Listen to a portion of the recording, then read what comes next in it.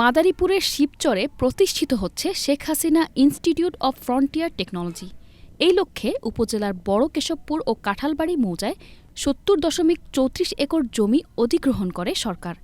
ইতোমধ্যে এ প্রতিষ্ঠানের ভিত্তিপ্রস্তরও স্থাপন করা হয়েছে।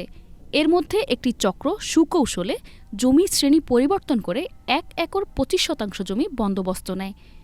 জমি অধিগ্রহণের পর চক্রটি সরকারের কাছ থেকে ক্ষতিপূরণ আদায়ের চেষ্টা চালায়, কিন্তু মাদারীপুর জেলা প্রশাসনের তৎপরতায় ভেস্তে যায় তাদের সে পরিকল্পনা। বেঁচে যায় সরকারি কোষাগারে প্রায় ৩ কোটি টাকা।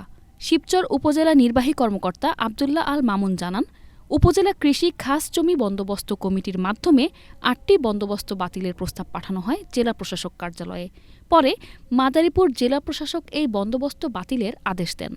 সরকারি স্বার্থ জড়িত অর্থাৎ খাল শ্রেণীর 1/1 খতিয়ানে জমি তারা নিজেদের নামে বন্দোবস্ত নিয়েছে পরে, এবং জমির বর্তমানে বাজার মূল্য প্রায় 3 কোটি টাকা।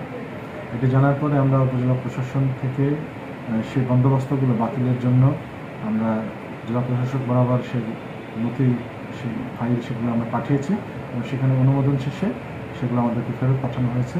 এর মাধ্যমে সরকারের প্রায় 3 কোটি টাকা এটি সাশ্রয় হয়েছে।